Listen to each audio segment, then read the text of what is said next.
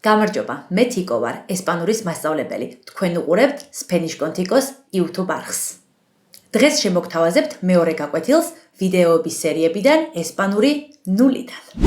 თუ ჯერ კიდევ არ გინახავს პირველი ვიდეო, აღწერაში დაგიტოვებ ლინკს, გადადი და შეგიძლია უყურო. ასევე გთხოვ რომ გამოიწერო ჩემი არხი, ამით ძალიან დამეხმარები, მოიწონე ეს ვიდეო და გაუზიარე სხვებსაც. მაშასე დავიწყოთ გაკვეთილი და დღეს მინდა გასწავლოთ ესპანურში ერთ-ერთი ყველაზე მნიშვნელოვანი ზმნა ქონა ყოლა, tener. რა თქმა უნდა, გეტყვით როგორ ვაუღლოთ ეს ზმნა, თუმცა ასე მშრალად მე მაქვს, შენ გაქვს, მას აქვს, არა. ამ ზმნით უამრავი ფრაზა იწარმოება, რომელიც ძალიან საჭიროა ყოველდღიურ ცხოვრებაში. თუმცა სანამ ზმნის უღლებას ვისწავლით, პირის ნაცვალსახელები ხომ უნდა ვიცოდეთ, ამიტომ ნახეთ, ძალიან მარტივად. მე ესპანურად არის yo. შენ tu. თუ გვინდა რომ ვილაპარაკოთ მესამე პირზე და ის მესამე პირი ბიჭია, მაშინ ვიტყვით él. él იქნება ხორხე, ხავი და ასე შემდეგ. ella ორი l აუცილებლად იქნება გოგოსთვის, მაგალითად Lucia, Maria. გადავიდეთ, ჩვენ არის nosotros. nosotros გამოვიყენებთ იმ შემთხვევაში, თუ ბიჭებზე ვსაუბრობთ. აი მაგალითად ჩვენ ბიჭები, nosotros. ხოლო nosotras გამოვიყენებთ მაშინ, თუ საუბრობთ გოგოებზე. მაგრამ აუცილებლად დაუკვირდეთ, რომ თუ შერეული ჯგუფია, ანუ მაგალითად ვართ ბიჭებიც და ვართ გოგოებიც, ვიტყვით nosotros. მამრობითი სქესი ყოველთვის გადაწონის და უპირატესი იქნება. იგივე ხდება თქვენ ამ შემთხვევაშიც. vosotros, vosotras. და იგივე ხდება მესამე პირის მრავლობითი რიცხვის შემთხვევაშიც. ellos, ellas. კი ბატონო, ესე იგი, პირის ნაცვალსახელები ვიცით, მოდი ახლა დავამატოთ ზმნა. გაითვალისწინე, რომ ზმნა tener ესპანურად ნიშნავს ქონასაც და ყოლასაც. ესე იგი, მე მაქვს, მე მყავს, ესპანურად იქნება yo tengo. შენ გაქვს, შენ ყავს, tu tienes. მას აქვს, მას ყავს, él, ella tiene. შესაბამისად, შემდეგ გრძელდება. Nosotros tenemos, vosotros tenéis, ellos, ellas tienen. პირველი ფრაზა, რომელსაც ვაწარმოებთ ამ ზმნით, არის წყლოვანება. გახსოვთ პირველ ვიდეოში რომ გასწავლეთ, მე ვარ 27 წლის, მაგალითად, ზუსტად tener ზმნა გვჭირდება.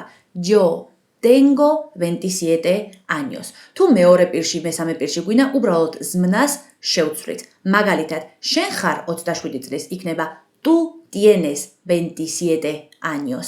მაგალითად, კითხვის დასმა გვინდა. ის რამდენი წლის არის? ¿Cuántos años tiene ella? ზმნა აუცილებლად პირისა და რიცხვის მიხედვით უნდა შევუწყოთ. რამდენიმე სხვა მაგალითი. მყავს მანქანა. Tengo un coche. გყავს მანქანა. Tienes coche? როგორც ხედავთ, ესპანურში კითხვის დასმა უმარტივესია. უბრალოდ ინტონაცია უნდა შევცვალოთ. ნახეთ, მაგალითად ვამბობთ პირველ წინადადებას. Yo tengo dos hijos. მე მყავს ორი შვილი. და ახლა გვინდა რომ ვკითხოთ ვინმეს, გყავს შენ შვილი? Tienes hijos?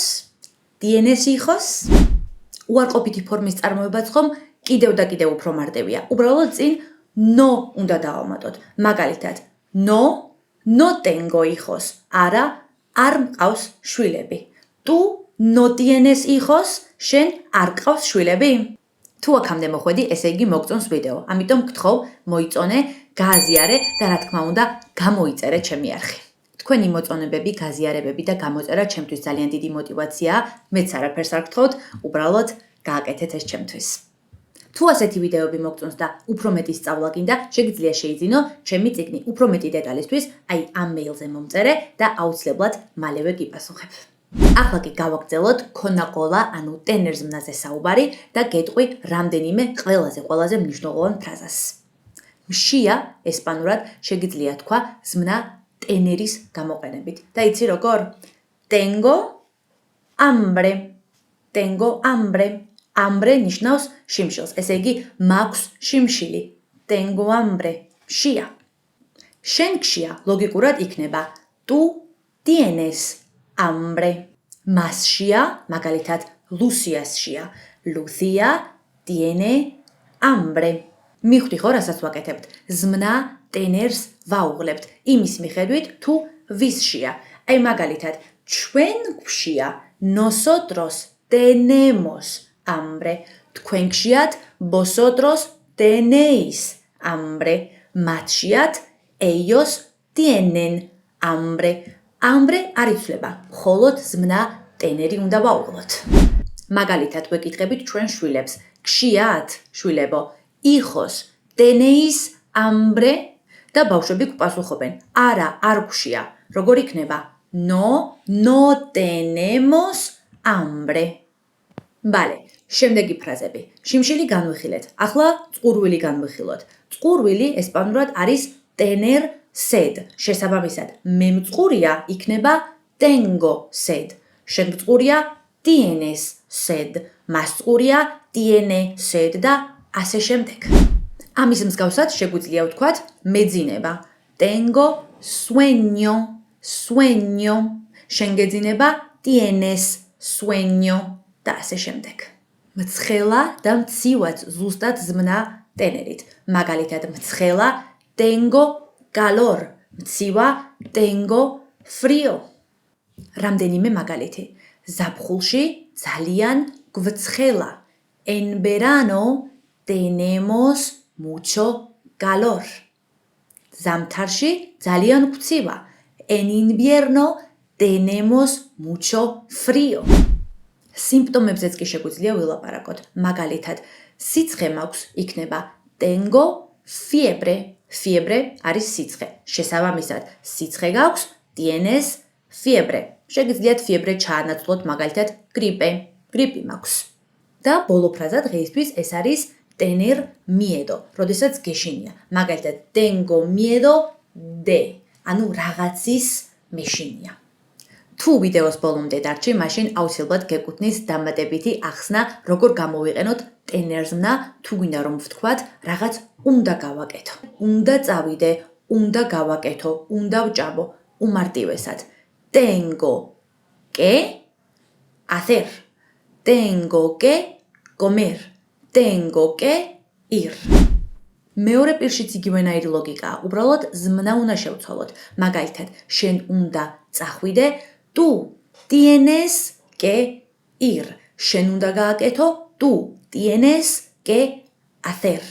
მაშინ როგორ იქნება? ჩვენ უნდა ვჭამოთ.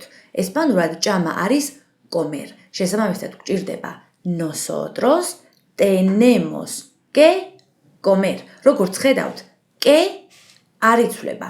ზმნას კი იმის მიხედვით ვუმატებთ, თუ რისი გაკეთება გვინდა, ეს იქნება ჭამა, წასვლა, შესრულება და ასე შემდეგ.